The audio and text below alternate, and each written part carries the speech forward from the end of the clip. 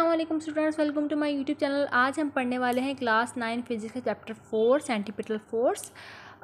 Centripetal force students क्या होता है, सबसे पहले मैं आपको ये एक्सप्लेन करूँगी। ठीक है, हमारे पास एक ऐसी फोर्स जो कि ऑब्जेक्ट को मुसलसल एक सर्कल में रखे और वो भी कांस्टेंट स्पीड पे। ठीक है, उसकी स्पीड जो है वो चेंज ना हो, वो कांस्टेंट स्पीड में एक सेंटर हो और वो उस चीज़ को मुसलसल सर्कल में घुमा रही हो एक कांस्टेंट स्पीड पे, वो हमारे पास सेंटीपिटल फोर्स होती है। अब ये टॉपिक बहुत ज़्यादा इंपॉर्टेंट है बोर्ड के लिहाज से, टेस्ट सीरीज़ के लिहाज से। आपने इस टॉपिक को अच्छी तरह करना है। ठीक है, अब हम बुक से इसकी डिफ़ाइन देखेंगे। ये इसकी डिफ़ाइन है कि अगर एक फोर्स है जो एक ऑब्जेक्ट को कॉज करी कि वो सर्कल में कांस्टेंट स्पीड के साथ मूव करे, उसको हम सेंटीपिटल फोर्स कहते हैं। ठीक है, और जब ये ऑब्जेक्ट जो है वो सर्कल में मूव कर रहा होता है यूनिफॉर्म स्पीड के साथ, जो फोर्स होती है वो उसकी परपेंडिकुलर होती है वेलोसिटी के, जो कि उसके ऊपर एक्ट कर रही होती है। लाइक अगर ये हमारे पास जो फोर्स है वो ऑब्जेक्ट के परपेंडिकुलर होगी। परपेंडिकुलर बेसिकली किस कहते हैं, इस चीज़ को कहते हैं परपेंडिकुलर। ठीक है, ये जो चीज़ होती है हमारे पास परपेंडिकुलर होती है, राइट। तो ये हमारे पास क्या होगा कि ये जो फोर्स है, ये यूनिफॉर्म जो हमारे पास जो फोर्स एक्ट हो रही होती है, जो सर्कुलर मोशन में रख रही होती है, वो वेलोसिटी के परपेंडिकुलर होती है। और ये जो फोर्स है ये हमेशा सेंटर की तरफ होती है, डायरेक्टेड टूवर्ड सेंटर होती है। ठीक है, हमेशा जो फोर्स है सेंटर से लग रही होती है उस ऑब्जेक्ट के ऊपर। जैसे अपने एक रस्सी है, उसके साथ जो है, या एक धागा है, वो आपने अपनी उंगली से बांध लिया, उसके साथ आपने किसी भी जो है छोटे से पत्थर को अटैच कर लिया और आप उसको घुमाना शुरू कर दें, तो जो फोर्स है वो आपकी बेसिकली फिंगर से लग रही होती है। ठीक है, आप अपने फिंगर से उस जो है थ्रेड को मुसलसल जो है वो घुमा रहे होते हैं, राइट। तो ये थी सेंट्रीपिटल फोर्स। अब इसका जो है हमने इसकी जो है डिफ़ाइन कर ली, हमने इसको समझ लिया है कि ये क्या होता है।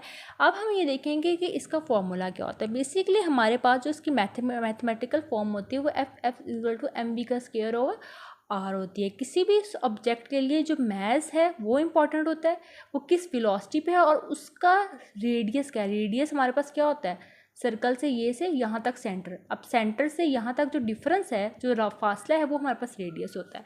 तो सेंटीपिटल फोर्स में क्योंकि चीज़ गोल घूम रही है हमारे पास, तो ऑफ कोर्स रेडियस तो मैटर करता है। इस जो चीज़ यहाँ पर है, सेंटर से फोर्स लग रही है इस चीज़ के ऊपर। ठीक है, अब इसकी वेलोसिटी है, ठीक है, और इसका रेडियस जो इसका डिफरेंस है, वो दोनों हमें क्या फाइंड आउट करवाते हैं कि हमारी सेंटीपिटल फोर्स क्या है। ठीक है, तो बेसिकली हमारे पास फार्मूला ये होता है और इसमें एफ सी हम इसको कैलकुलेट भी कर सकते हैं।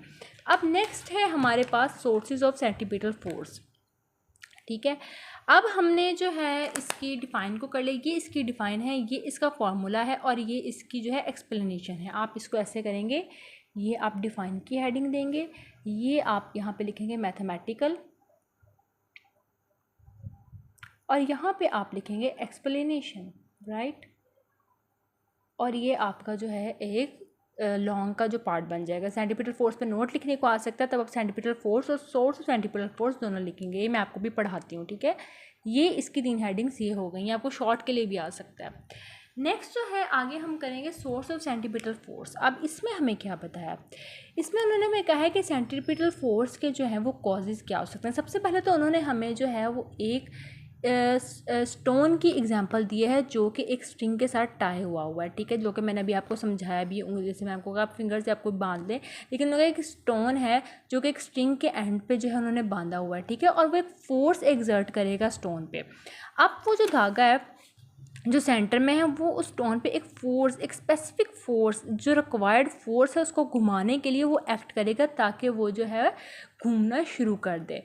और उन्होंने कहा है कि जो स्ट्रिंग है उसको हम किसी भी पॉइंट पी पे कह देंगे। ठीक है, और जिस वेलोसिटी से वो जा रही है उसको आप वी कह देंगे, और वो जो है पी क्यू एक टेंजेंट बना देगा। ये जो पी क्यू हमारे पास आएगा एक तरह से, यहाँ पे क्यू, ये वाली जो लाइन है जो वेलोसिटी की वजह से ये एक out of the way line बन रही है, ये टेंजेंट किसकी होगी, ये सेंटर की टेंजेंट होगी। ठीक है, और ये स्ट्रेट लाइन में मूव कर रहा होगा यहाँ तक कि उस पर अनबैलेंस फोर्स जो है वो एक्ट हो जाए। फॉर एग्जाम्पल, अनबैलेंस फोर्स का कॉन्सेप्ट क्या है कि आपने एक जो है स्टोन बांधा हुआ है स्ट्रिंग के साथ, वो मुसलसल घूम रहा है। ठीक है, आपने उस पर मुकम्मल फोर्स लगाई, थोड़ी सी आपकी फोर्स ज़्यादा ये कम होगी, तो वो जो चीज़ है वो क्या हो जाएगी, उस दायरे से बाहर हो जाएगी। वो दायरा जो है वो टूट जाएगा और वो जो चीज़ है पी क्यू वो टेंजेंट होगी किसके, ओ के। ठीक है, जो हमारे पास सेंटर होगा उसके वो टेंजेंट होगी। ऐसे जो टेंशन है स्ट्रिंग में वो भी स्टोन ही प्रोवाइड कर रहा है सेंटीपिटल फोर्स में, क्योंकि जो चीज़ घूम रही होती है, जो चीज़ सर्कुलर मोशन में होती है, उसमें एक टेंशन क्रिएट हो रही होती है, वो भी कौन प्रोवाइड कर रहा होता है, वो जो है फोर्स प्रोवाइड कर रही होती है जो स्टोन के ऊपर लग रही है। ठीक है, तो जैसे हम उस स्टोन को जो है वो घुमाना बंद कर देंगे, उस स्टोन के ऊपर फोर्स लगाना बंद कर देंगे, तो क्या होगा कि वो स्टोन जो है वो रुक जाएगा। नेक्स्ट जो हमारे पास एग्जांपल आती है, पहली एग्जांपल तो हमारे पास ये हो गई। ठीक है, ये स्ट्रिंग वाली, इस पर देखा टेंशन लग रही है, ये पी है, अगर इस पर बैलेंस अनफोर्स हुई है तो क्यू के साथ बाहर जा रहा है। नेक्स्ट हमारे पास जो एग्जांपल है वो है केस ऑफ मून की, जो कि अर्थ की गिर्द जो है वो रिवॉल्व करे। आप सबको पता होगा कि जो मून है वो अर्थ की गिर्द जो है वो रिवॉल्व करता है कांस्टेंट स्पीड पे। अब यहाँ पे स्टूडेंट्स एक बहुत ही मज़े का फैक्ट ये है कि जो ग्रेविटी है ना अर्थ की, वो एक प्रोवाइड करती है सेंटीपिटल फोर्स को। जैसे कि यहाँ पे आपने रिंग की फिंगर की एग्जांपल ली कि जब फिंगर से अगर आपने बांधा है स्ट्रिंग को और उसके साथ आपने स्टोन को बांधा हुआ है, तो वो एक सेंटीपिटल, आपकी जो फिंगर है वो उसको सेंटीपिटल फोर्स प्रोवाइड कर रही होती है। लेकिन जब यहाँ पे हमारे पास अर्थ है, ठीक है, और यहाँ इसके इर्द गिर्द हमारे पास क्या रिवॉल्व हो रहा है, मून रिवॉल्व हो रहा है। अब ये जो अर्थ है ये इस मून के ऊपर एक स्पेसिफिक जो है वो फोर्स लगा रही है, एक स्पेसिफिक उसको सेंटीपिटल फोर्स प्रोवाइड कर रही है अर्थ की ग्रेविटी। अर्थ की ग्रेविटी क्या है, एक पावर है, और ये पावर इस मून के ऊपर एक स्पेसिफिक सेंटीपिटल फोर्स को प्रोवाइड कर रही है, इसकी ग्रेविटी, जो कि इसको ऑर्बिट में रख रही है। ऐसे ही सैटेलाइट्स जो हैं, जो सैटेलाइट्स हमारी अर्थ के इर्द गिर्द घूम रहे हैं, वो सब यूनिफॉर्म स्पीड में घूम रहे हैं, उन सबको ग्रेविटेशनल पुल जो है, ग्रेविटी जो है उसी वो ही उसको घुमा रही है। ये जो ग्रेविटी है ना, ये बहुत बड़ी एक जो है अल्लाह ताला की एक क्रिएशन है, और ये बहुत एक सरप्राइजिंग चीज़ है कि ग्रेविटी जो है एक ताकत है, इनविजिबल ताकत है, जो नज़र भी नहीं आती है, और वो मून को भी अपने इर्द गिर्द घुमा रही है, वो सैटेलाइट्स को भी गोल गोल जो है अपने इर्द गिर्द एक सर्कल में मुसलसल घुमा रही है, और जो है वो बिल्कुल भी अपनी ऑर्बिट से बाहर नहीं निकलते। राइट, तो दूसरी एग्जांपल हमारे पास ये हो गई, फर्स्ट एग्जांपल हमारे पास ये हो गई। अब थर्ड एग्जांपल हम देखने जा रहे हैं। थर्ड एग्जांपल हमारे पास एक वॉशिंग मशीन ड्रायर की। एक ड्रायर जो है वो मेटेलिक सिलेंडर होता है जिसमें छोटे छोटे होल्स होते हैं। आप सबके घर ड्रायर्स होंगे, आप इसमें देखा होगा होल्स में से जो पानी निकलता है, आप कपड़े डालते हैं और वो होल्स में से पानी निकल रहा होता है, और वो जो है पाइप के ज़रिए रिलीज़ हो जाता है। आप उसमें गीले कपड़े डालते हैं, जब उसको निकालते हैं वो खुश्क कपड़े हो जाते हैं। जो सिलेंडर है वो मुसलसल रोटेट कर रहा होता है, और फ्रिक्शन, और कपड़ों ड्रम के दरमियान जो है वो फ्रिक्शन हो रही होती है। ठीक है, आप जब सिलेंडर घूम रहा होता है तो जो सिलेंडर की जो सेंटर होता है वो उसको सेंटीपिटल फोर्स दे रहा होता है उसकी वॉल्स को, ताकि वो घूमे। जब उसका सेंटर उसकी वॉल्स को सेंटीपिटल फोर्स दे रहा होगा तो वाटर मॉलिक्यूल्स फ्रीली मूव करेंगे और उनको सेंटीपिटल फोर्स की रिक्वायर की ज़रूरत नहीं होगी। तो अब बेसिकली स्टूडेंट्स देखें, एक हमारे पास जो है, आप समझ लें कि एक जो है हमारे पास एक सिलेंडर है।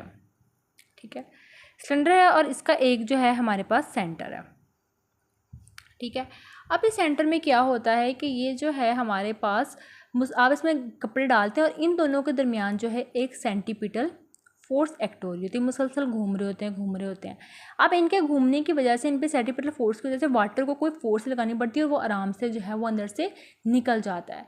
ठीक है, तो इस वजह से कपड़े जो है वो जल्दी खुश्क हो जाते हैं। तो ये थी इसकी। अभी फोर्थ एग्जांपल एक हमारे पास है कि जो एक क्रीम सेपरेटर होता है, उसमें जो है जो दूध होता है वो अलग निकल रहा होता है और क्रीम बन रही होती है, वो भी एक सेंटीपिटल फोर्स की एग्जांपल है कि उसमें जो सेंटर है उसका फोर्स एक्सर्ट कर रहा होता है, वो क्रीम को निकाल रहा होता है, और जो दूध है वो साइड पे हो रहा होता है। राइट, तो अब यहाँ पे उन्होंने इसको थोड़ा सा एक्सप्लेन किया है कि जितने लाइटर पार्टिकल्स होंगे क्रीम के, उतने ही ज़्यादा कम सेंटीपिटल फोर्स लगेंगे। स्टूडेंट्स एक बात और कि जो चीज़ जितनी ज़्यादा हल्की होगी ना, उस पर उतनी कम फोर्स लगेगी, उसके सेंट्रल पार्ट ऑफ मशीन पे जो है उतनी कम फोर्स लगेगी। जितने ज़्यादा पार्टिकल्स हैवी होंगे उतनी ज़्यादा फोर्स लगेगी, और उतना ज़्यादा उनको फोर्स सर्कुलर मोशन में रखने के लिए भी मुसलसल फोर्स लगानी पड़ेगी। ठीक है, तो जितने ज़्यादा कम लाइटर पार्टिकल्स होंगे, चाहे वो अगर मून है, अगर मून का वेट कम होगा तो अर्थ को कम फोर्स लगानी पड़ेगी। ऐसे अगर स्टोन का वेट कम होगा तो स्ट्रिंग को कम फोर्स लगानी पड़ेगी। ऐसे ही जो पार्टिकल्स, अगर मिल्क पार्टिकल्स वो लाइटर हैं तो जो मशीन को कम फोर्स लगानी पड़ेगी। ठीक है, तो ये फोर्स का जो है वो एक्शन है। अब आज का ये चैप्टर ख़त्म हो गया। नेक्स्ट मैं आपको इसके एग्जांपल्स करवाऊंगी, मैं आपको ये चैप्टर के न्यूमेरिकल्स इंशाल्लाह करवाऊंगी। अगर आपका कोई भी क्वेश्चन हो हमसे डीएम में पूछ सकते हैं, हमसे व्हाट्सएप पर रब्ता कर सकते हैं। इंशाल्लाह मिलते हैं नेक्स्ट वीडियो में। अपना ख्याल रखिएगा। अल्लाह हाफिज़।